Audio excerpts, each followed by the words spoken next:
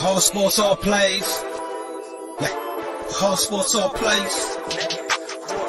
All sports, all plays. 365, we making the plays. We talking the game, get you through the days. We're high in the court, the dime in the lane. Variety topics, living the same. All presentation, sports information. In the airways, taking the nation. All sport, all plays, like working your faces. Grace at the field, so tie the laces. All sports, all plays.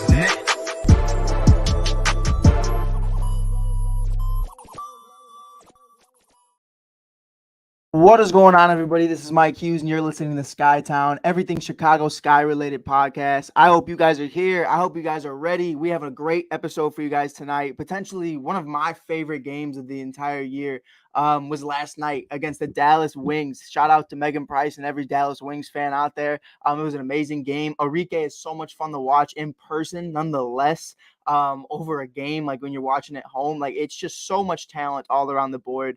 I got mad love for Dallas, and I got mad love for the Dallas Wings. I think, they really do have the intangibles of creating a good roster within the next couple of years. I think they just need a little bit more promising talent to kind of be that 2-3. You really just need to figure that out. And once you figure that out, they're going to be in a great position to be a great team. But until then, the Chicago Sky are going to continue to dominate, winning this game 89-83. What a physical game, though. And, they already are on their way to New York. They're already most likely there. I believe it was a 6 a.m. flight, if I'm not mistaken. So it was insane. It was a very physical game in the third and fourth quarter. It was something that I didn't expect from this team. It's not that, I'm saying the Dallas Wings aren't a physical team or that they're not capable of being that, but it just didn't give me that vibe early on during the game. Candace Parker had kind of a scary stretch. I believe it was in the second quarter. She landed on her back. You have Allie Quigley kind of got knocked. Emma Mieseman got knocked. Ka got knocked. Everybody got knocked. So everybody was in the ice baths. And last night in a post-game interview, we found out Emma actually joined Candace in the ice bath last night just because it was that physical of a game. They had post-game interviews immediately after. They jumped in real quick and jumped right out. But I'm sure they went into a lot more prepping today, just resting their bodies and getting ready for tonight's game. But to talk about tonight's game, I mean, there were so many positives that we could take away from it. There's so many different runs that they went on. Just to name a few, I mean, the Sky opened the game with a 17-7 run from 10 minutes to 3:46 of the first quarter. That's insane to me. That is insane to me that they can just start off the game strong. And it's insane because that's typically not who the Sky are. And I hate saying that because I know James Wade, if he's listening, he's probably, thinking I'm bullshitting, but that's really what it is. We even talk about it in post games a lot. We talk about how they usually get off to a very slow start, and that's very understandable. And I get it because it's a very kind of feel the tempo type team. Once they kind of feel the vibe of how this game is going to go, then they adjust. And that's the beautiful thing about the Sky is you have so many players that are so good at adjusting that it's okay. But there were just so many changes throughout this entire game. Like I said, 17-7 run to start off the game. Then the Sky went on another 13-4 run from 3 minutes to 30 seconds in the second quarter. The Wings went on a 13-5 run and then went on another run that was 10-2. That was in the third quarter and the fourth quarter. So, throughout the entire game, there were a lot of times where it was just going back and forth with these two individuals really going off and these two really just making noise and doing what they need to do. But it really did excite me just to watch this game through it and throughout. And a big part of it's because Courtney Vandersloot is still in concussion protocols. And let's talk about a career high from Emma Mieseman with 9 assists to lead the team. That's insane.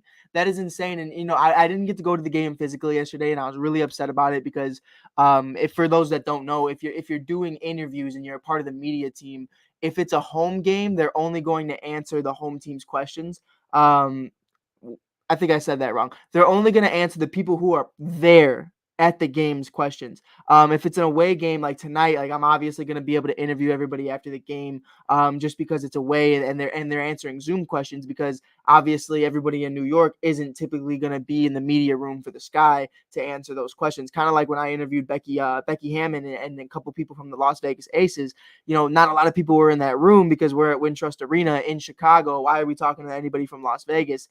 But it's definitely understandable, and I'm not upset about it whatsoever. But I was upset because I had this great question for Coach, and I'm definitely gonna break it down to him tonight without a doubt. But I do want to know, like, you look at Emma, who has a career 2.6 assists per game as a career.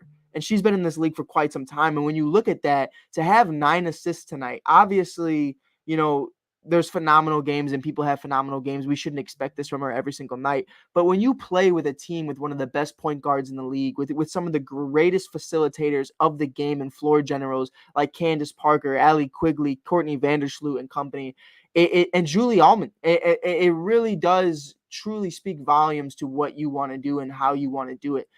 Julie had an amazing game, and we're going to get into that in a little bit. We do have a post-game interview from Coach. These are not my questions, but these are just responses that I do think really do matter. And, one of them is from Candace Parker. Another one is from James Wade. So we're definitely going to get into that in a little bit. But I think having Emma just be able to be a part of this team has made her a better facilitator of the ball, has made her a better floor general than she already was. And she already was a pretty good one.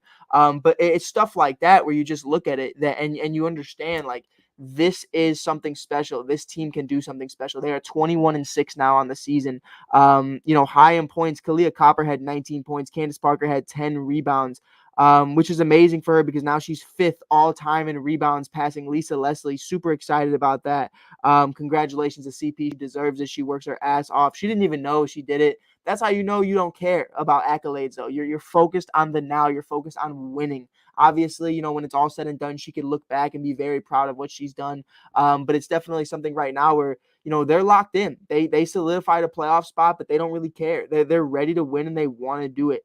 I'm super excited to just continue to see this team move. They do have a rough last 10 games of the season, and this is upcoming right now. One of these questions, I believe Cheryl asked this question. She's amazing at covering the Chicago Sky and just WNBA in general. But she asked Coach Wade basically, what's it going to be like? You look at how physical this game was, and now the next stretch of games are very close into each other. And James Wade kind of goes into that and talks about how physical the team was and just overall what it was. So this is the interview with James Wade really quickly. I mean, I don't know. I mean, I wasn't expecting that. I thought it was a physical game, period.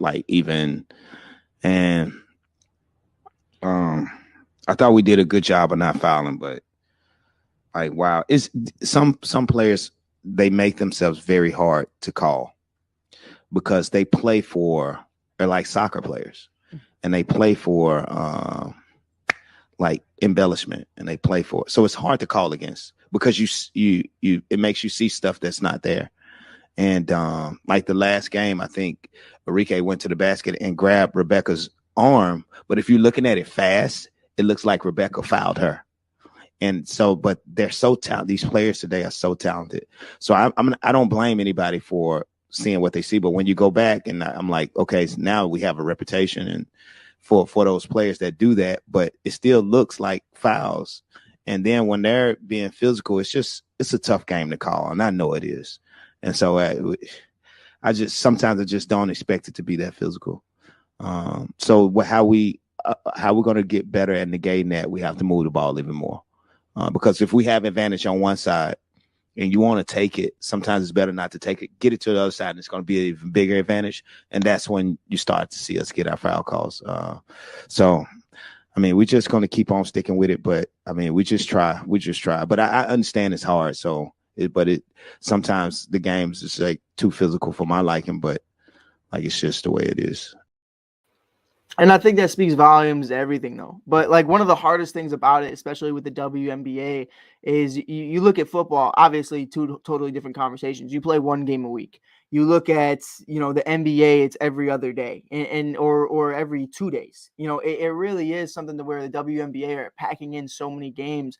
And that definitely is on them. It's not on the Sky. It's not on the team itself. It's definitely on the WNBA for scheduling it the way they do. I think back-to-back games, they happen very rarely. But it's definitely something to where it's like, this shouldn't be the case. Especially, I feel like, let's break it down like this. If the Sky had 2 back-to-back games, and they were both in Chicago or they were both away in the same place, I think that makes sense. I think that's completely understandable. But for them to have a late night game and then to be as physical as it was, to have to be on a flight at 6 in the morning, the flight is at 6. So you probably got to be there at 4, up at like 3:34. You have to have that understanding of like, now we're going to New York City. We have to go all the way to New York. Then we have to go play another game, then be on the road again. It's just a lot. It's a lot on your body. It's a lot on your mind. So I think that's crazy. I think that's crazy that that's even a thing. But all around, Julie Allemond is really just killing it right now.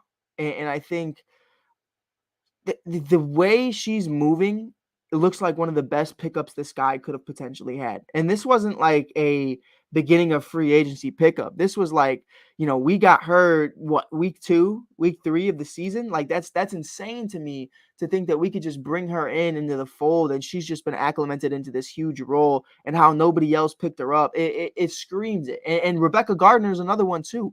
She's over here never even having a shot in the WNBA, comes to the Sky and is one of the best defenders on the team. Like that is exactly how good the scouting of the Chicago Sky are. And James Wade himself is just looking at that eye talent and understanding what this team needs to win. They're not going after the young, fast players. And we have young and fast players. Dana Evans had a big 3 last night, Kalia Copper and company. But they go after the veterans who really understand the game and can really take advantage of all of their situations. And Julie has just done that at such a high level. Allemond has just been one of the best to do it. And I think it really does go underrated. And I think there's a lot to be said about what's going to happen in the playoffs when it comes to minutes and rotations. But I think at the end of the day, I trust every single one of these individuals and whatever role they're put in. I think they're all going to succeed in their own way. And even if they shorten the rotation, I think everybody's going to be able to pick each other up and have that next man up mentality, no matter how it looks. So I think it's going to be really exciting. The next 10 games suck ass, 110%. Like it is. I believe 6 of the next 8 teams we play are all top 5 teams in this league. And that's the craziest part about it. We have an interview from Candace Parker. Again, it's not my question. I just thought it was an amazing interview and an amazing answer by Candace Parker because she kept it real. This is her talking about just, the next 10 games and what that means for the Sky. 6 of 8 games, that's tough. But I mean, we're going to focus game to game like we've done all season. I think it's about us. And I know a lot of teams are saying that at this point in time, but it is about us. And I think it was, look, like we're going to try to attack every night and try to continue to get better regardless of the result. And we'll be able to kind of test ourselves. I mean, we put ourselves in a position to control our own destiny and, take care of games like this, especially at home, so that you have a little bit of a cushion going into that stretch. Cause it is going to be tough. For us playing as many great teams as we're about to play.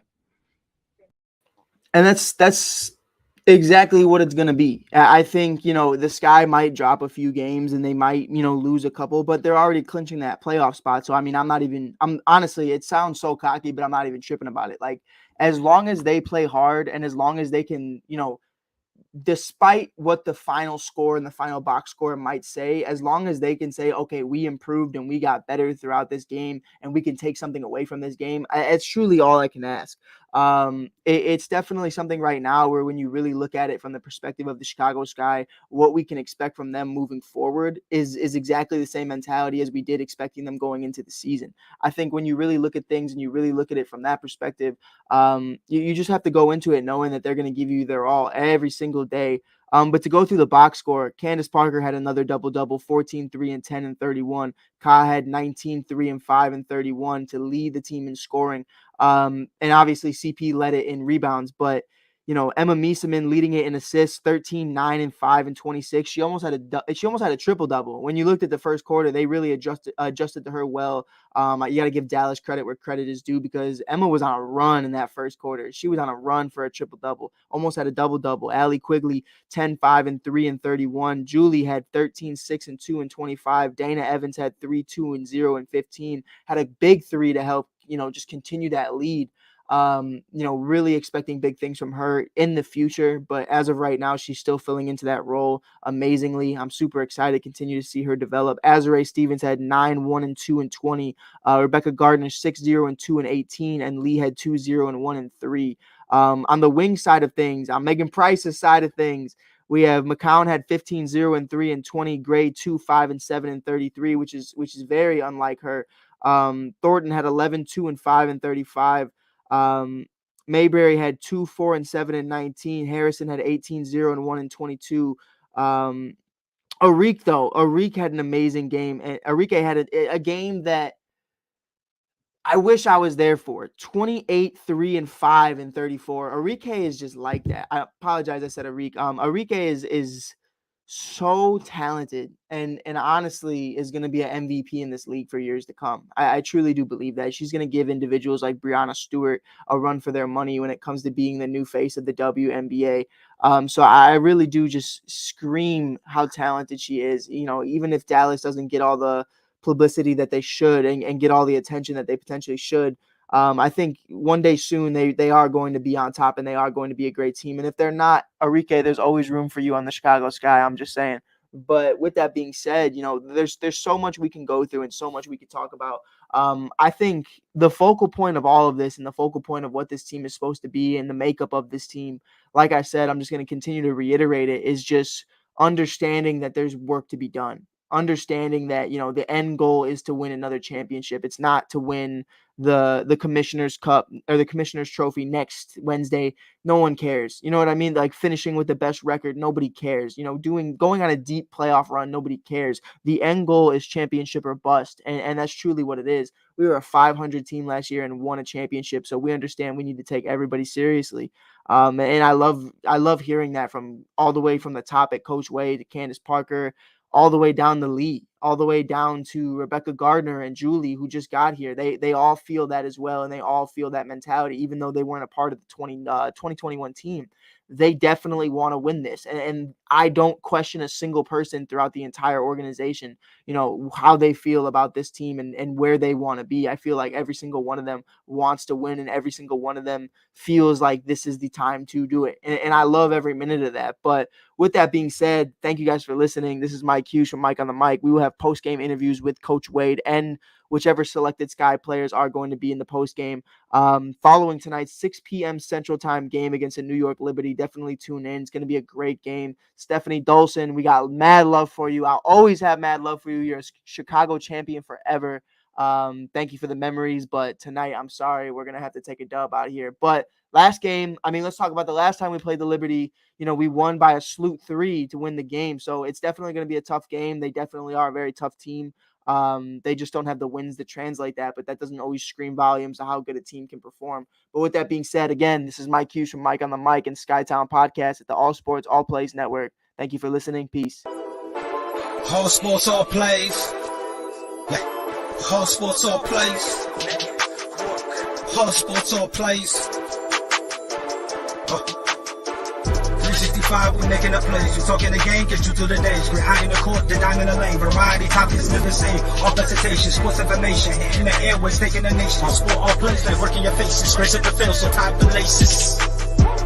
All sports, all plays.